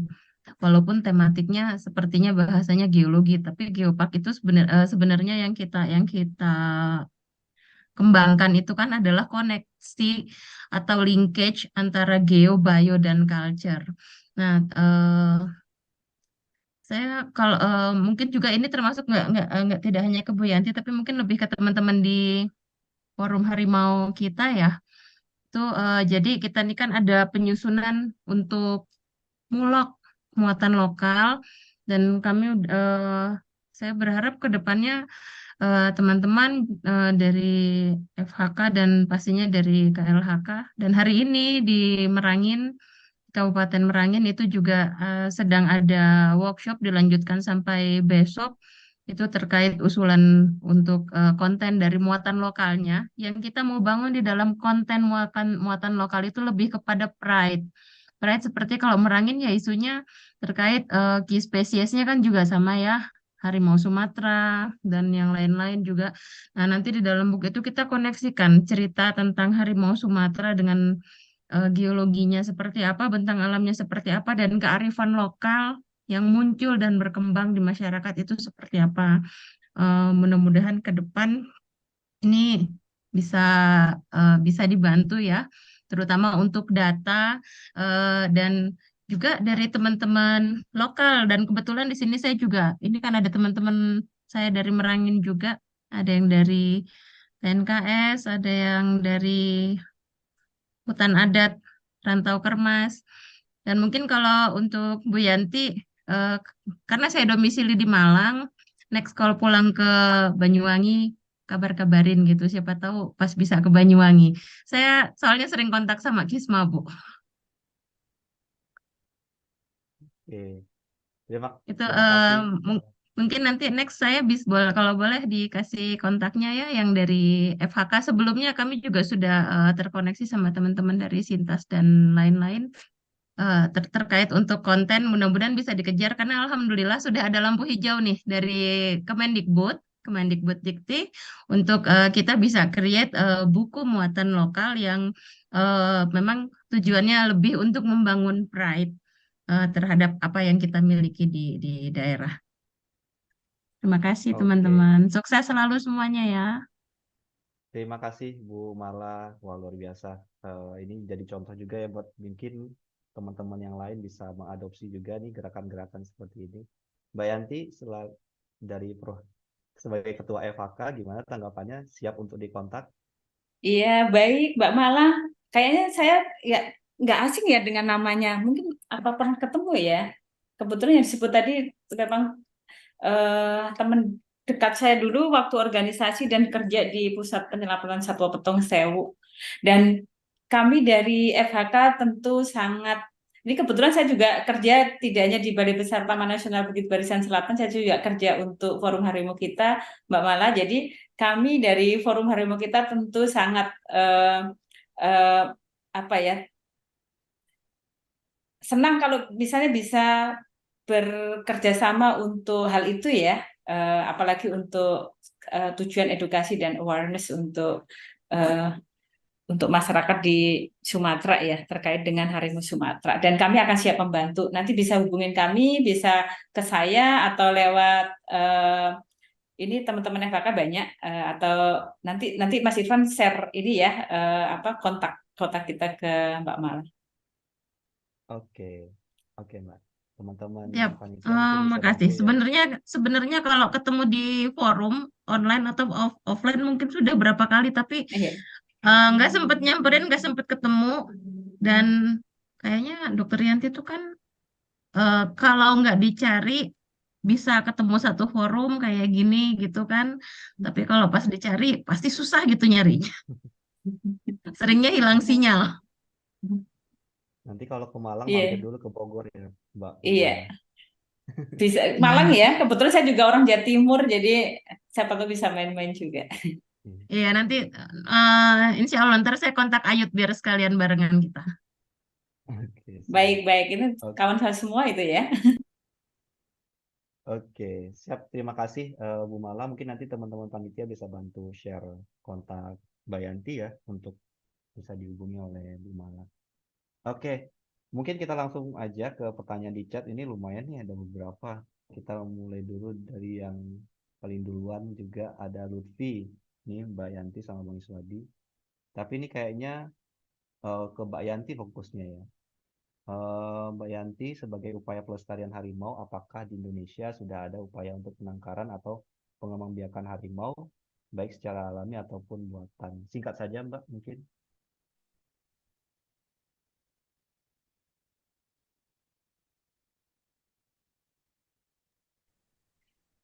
Saya, tadi masih kurang jelas, makanya saya nyari di chat ya.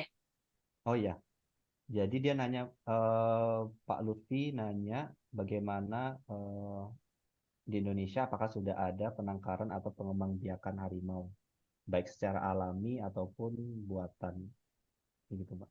Ex situ ataupun in situ maksudnya ya. Silakan Mbak Yanti. Ya. Baik, terima kasih atas pertanyaannya. Eh, Kami sebenarnya lebih concern untuk pelestarian harimau itu di in situ ya. Jadi bagaimana memulihkan populasi harimau yang di in situ, karena eh, tidak hanya memulihkan populasi, tapi juga memulihkan populasi harimau juga memulihkan peran fungsinya terhadap ekosistem. Jadi eh, yang ada di Indonesia adalah pusat-pusat rehabilitasi sebenarnya untuk merehab harimau dari korban konflik atau perburuan untuk bisa dikembalikan ke habitat alam. Penangkaran harimau yang kami ketahui ada di lembaga konservasi ex situ, ya, lembaga konservasi umum ya, seperti Taman Safari. Mereka memiliki memang untuk penangkaran harimau yang memang eh, tidak selama itu tujuannya memang belum ada yang pelepas liaran, ya masih hanya untuk pengembangbiakan untuk di ex situ. Tapi kalau kita malah berharapnya yang in situ ya, bukan ex situ. Dan kita khawatir juga kalau misalnya eh, yang terjadi seperti di negara tetangga ya, jadi ada penyalahgunaan hasil penangkaran untuk aktivitas ilegal. Karena selama ini pun kita masih kontrol dari hasil perburuan saja, untuk memastikan apakah dia tangkapan dari alam atau bukan, itu juga masih belum maksimal ya, belum optimal lah ya. Jadi eh, jika ada penangkaran, kita khawatirkan nanti perburuan tinggi tapi tidak terkontrol lagi karena dianggapnya itu dari penangkaran. Jadi takutnya bisa jadi kamuflase untuk mendapatkan satwa ini untuk perdagangan ya.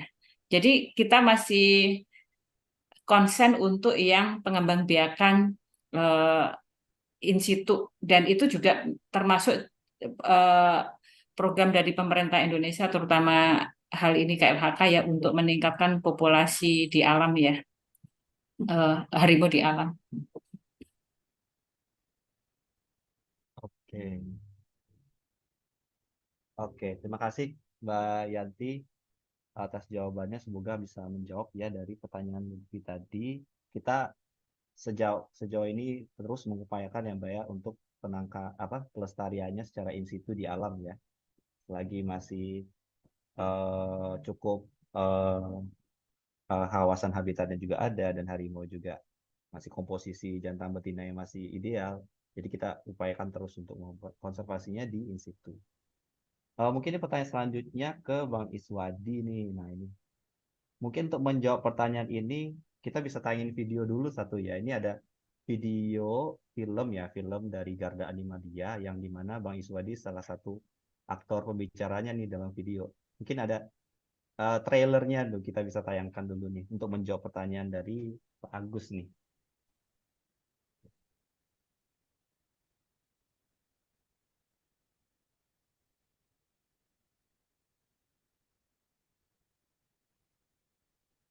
Oke, mungkin ada gangguan sinyal, mungkin dicoba lagi ya sama panitia.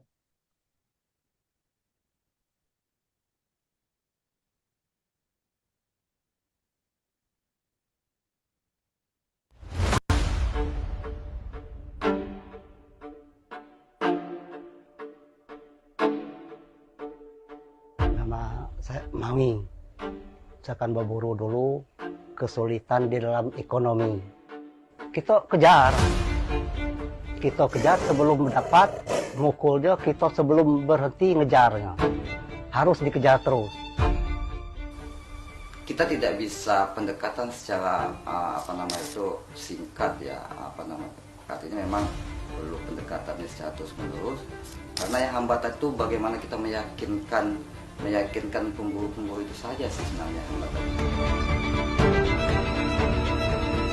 Saya kawan satwa peduli harimau Sumatera.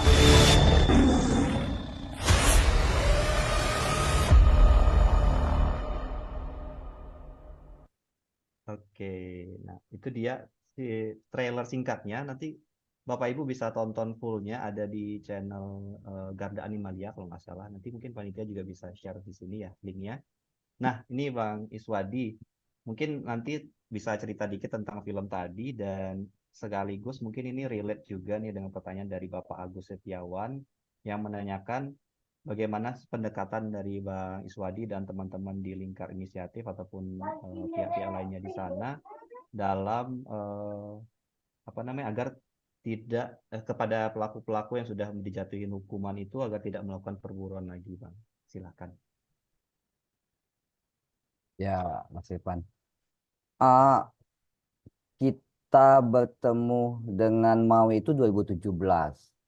Tapi dalam belakang undercover karena kita ketahui Maui sudah membunuh harimau ratusan ekor. Jadi memang awalnya Maui menjadi target utama kita dalam penegakan hukum itu awalnya. Nah, ketika kita melakukan penegakan hukum, kita kan butuh barang bukti. Nah, waktu saya ketemu dengan Maui itu, nah ada 30-an, kalau menurut keterangan Maui ya, keterangan Maui itu ada 30-an jerat harimau yang aktif yang saat itu terpasang di hutan. Nah, jadi waktu itu di 2017. Nah, jadi di dalam melakukan pendekatan, saya memang rutin berkunjung. Kadang kita ke hutan, walaupun sekedar mancing ikan. Kita ke hutan, tetapi dia tidak pernah mau menunjukkan atau mengantarkan kita sampai ke di mana lokasi jerat yang terpasang. Jadi, nah kita jadi terus tuh sebulan sekali, bisa 3 bulan sekali, saya berkunjung ke Maui, berdiskusi dan juga berinteraksi dengan seluruh keluarga Maui di kampung, baik itu dengan istrinya, dengan anak-anaknya, dengan adik-adiknya, ya kan, melakukan pendekatan. Nah saat itu Maui belum tahu kita. Jadi yang tahunya Maui bahwa kita adalah orang yang mau membeli harimau. Jadi masih ada kapal memang belum bisa terbuka. Nah tapi seiring berjalannya waktu, karena kita sering bertemu, kita sering berdiskusi terkait dengan karena itu tadi alasan Maui awalnya dia mengamankan kampung, yang kedua ekonomi, karena dia berburu itu dari mulai usia remaja sekitar 15-an tahun dia sudah berburu dari sekitar tahun 72. dari sekitar tahun 72 dia sudah mulai berburu, ya kan. Nah, jadi memang dia tidak punya kemampuan lain selain berburu. Nah, bahkan dia berburu itu sampai bertahun-tahun. Misalnya pernah jadi 1 tahun lebih dia tidak pulang ke rumah. Jadi ketika hasil buruan itu hanya dia kirimkan saja melalui di Musirawas juga marak illegal logging. Jadi memang illegal logging itu jauh sampai ke dalam kawasan hutan. Nah, jadi dia titipkan ke apa nama itu pelaku illegal logging untuk dihantarkan ke rumah. Dia kembali berburu. Nah, ketika dia habis bekal pun seperti itu, dia ke campnya illegal logging atau pembalakan. Dia bekerja seminggu atau 2 minggu, dia mendapatkan barter apa nama itu langsung. Nah, dia melanjutkan berburunya. Nah, sebenarnya banyak obrolan bawah tenda sih ketika malam hari kita sambil mancing, ya kan, karena di sana itu pelan-pelan memang kita lakukan pendekatan, kita coba hitung secara ekonomi berapa hasil, karena kita lihat juga walaupun dia sudah ratusan mendapatkan harimau, secara ekonomi ah, mungkin kalau bisa dilihat di film itu sangat dari rumahnya dari sangat jauh lah dari kata mapan. Memang jadi walaupun seperti itu, makanya kita coba kita tidak memberikan solusi memang. Nah, tapi kita coba melihat potensi-potensi apa yang sebenarnya bisa dimaksimalkan oleh Maui. Salah satu contoh Maui ya. Potensi apa yang dimiliki. Nah, Maui. Sampai kita pernah hitung-hitung seperti yang saya sampaikan tadi, kita hitunglah berapa pendapatan per tahun dari hasil berburu, ya kan. Nah, ketika kita bandingkan misalnya Kak Maui fokus misalnya dengan madu hutannya misalnya. Nah, karena dia punya lebih dari 10 pohon. Pohon macam-macam ya, sialang, madu hutan yang itu satu pohon itu bisa melebahnya itu bisa sampai puluhan sarang ya di dalam satu pohon, dan itu bisa rutin sebenarnya dia dia dia panen. Nah, akhirnya uh, secara pelan dia mau, ya kan, apa nama itu, berhenti berburu. Nah, tetapi memang karena selama ini dia hanya menjual madu itu di kampung dan itu harganya juga uh, masih uh, sangat murah. Nah, kita bantu itu. Nah, kita bantu Maui untuk jadi seluruh hasil madu Maui itu kita tampung. Nah, kita kita tampung, kita beli, kita kemas lagi, yang itu kita bantu carikan pasarnya.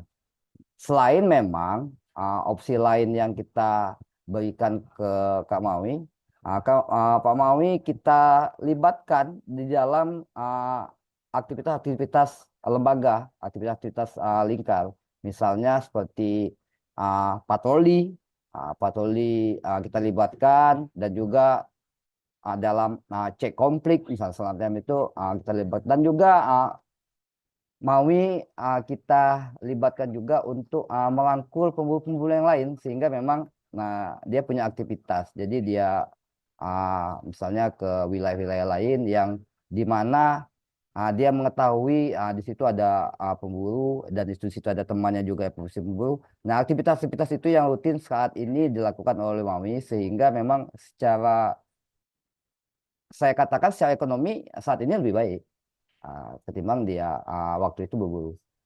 Nah, ada satu lagi yang kita coba, memang sudah 3 tahun ini juga kita lakukan pendekatan dengan salah satu yang di Muko-Muko. Muko-Muko ini aku nggak tahu, dia ponisnya 4 tahun.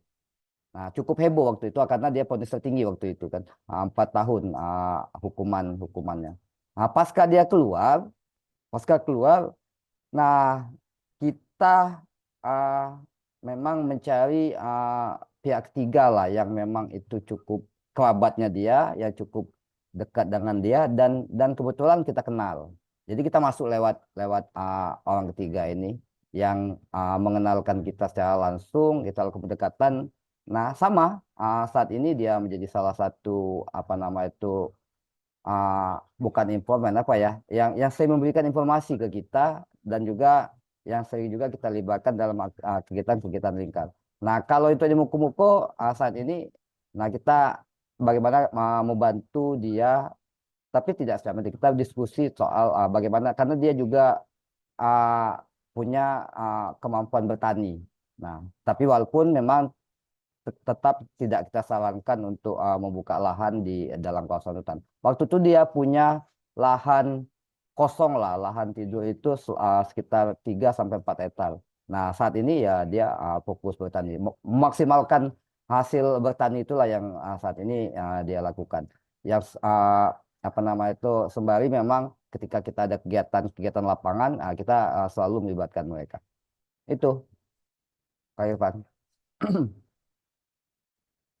Oke, Bang Iswadi, itu luar biasa ya. Emang pendekatan, karena kan mereka berburu kan karena mencari penghasilannya lebih mungkin ya, atau ya pengaruh-pengaruh dari eksternal tadi, maka itu. Jadi pendekatan alternatif mata pencaharian juga perlu dilihat ya. Jadi benar-benar jangan sampai alternatif yang kita berikan malah membuat mereka lebih mungkin ekstra lebih tenaga untuk mengerjakannya sehingga jadi males terus jadi mending balik lagi lah ke pemburu jadinya itu yang harus kita perhatikan ya dari eh, Bang Iswadi dan teman-teman sudah membuktikan itu bahwa di Bengkulu tadi contoh kasus di film ini juga Pak Mawi tadi ya sudah membuktikan bahwa eh, lebih enak loh melakukan mata daripada berburu lebih baik mencari penghasilan di hutan melalui produk-produk yang tidak merusak hutan ya seperti madu contohnya tadi gitu. Jadi mungkin ini suatu pembelajaran juga yang bisa diterapkan oleh teman-teman yang lain, mitra-mitra lembaga ataupun UPT KSDAI juga di Sumatera untuk lebih giat lagi untuk mendorong ini agar si pemburu-pemburu tadi tidak balik menjadi pemburu. Oke, nah karena waktu juga yang sudah membatasi, mungkin mohon maaf kepada Bapak Ibu semuanya yang mungkin yang udah raise hand, udah nanyakan pertanyaan di kolom chat. Kita tidak bisa menjawab semuanya secara langsung, tapi nanti kita coba untuk menyampaikan pertanyaan-pertanyaan yang ada ke narasumber secara langsung dan kita akan posting pertanyaan dan jawabannya di video YouTube. Ini nanti kan ada recordnya, kita tayangkan di YouTube FHK, media harimau kita, dan nanti di situ di kolom komentarnya kita posting jawaban beserta pertanyaannya. Oke, sebelum itu mungkin saya minta dulu kepada narasumber untuk menyampaikan closing statement ke himbauan kepada teman-teman kita yang hadir pada sore hari ini, baik mereka yang mungkin yang tinggal di sekitar kawasan hutan atau yang bekerja di kawasan hutan yang merupakan habitat harimau maupun yang tinggal di perkotaan, apa sih yang bisa mereka lakukan untuk mendukung upaya konservasi harimau Sumatera dan mendorong mungkin mempengaruhi masyarakat. Ini kan kayaknya isu-isu sekarang kan lagi isu banget ya netizen kita kan luar biasa. Mungkin teman-teman yang aktif di sosial media juga bisa terlibat seperti apa sih untuk bisa membantu konservasi harimau Sumatera. Silakan mungkin dari Mbak Yanti dulu.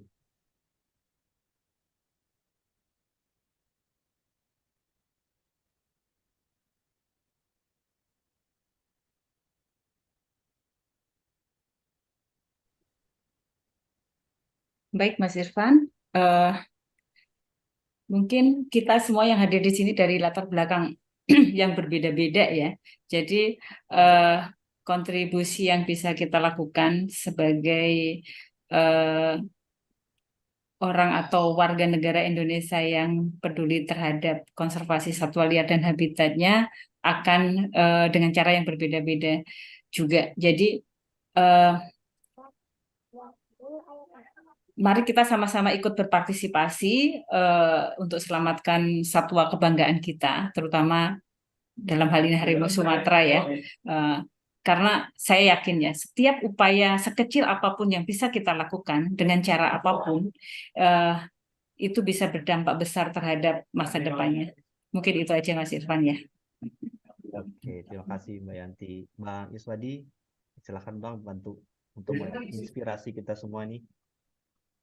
Ya, upaya konservasi harimau Sumatera tidak bisa kita lakukan sendiri. Memang perlu kerja-kerja kolaboratif yang itu melibatkan para pihak, baik itu masyarakat, malah sampai ke seperti tadi, seperti mantan pemburu dan pelaku-pelaku ilegal itu. Nah, memang perlu kerja-kerja kolaboratif dan perlu merangkul semua pihak dalam melakukan konservasi harimau Sumatera. Oke, luar biasa. Terima kasih Mbak Erni dan Bang Iswadi atas closing statement-nya dan juga sharing-nya untuk diskusi kelas konservasi kita pada sore hari ini.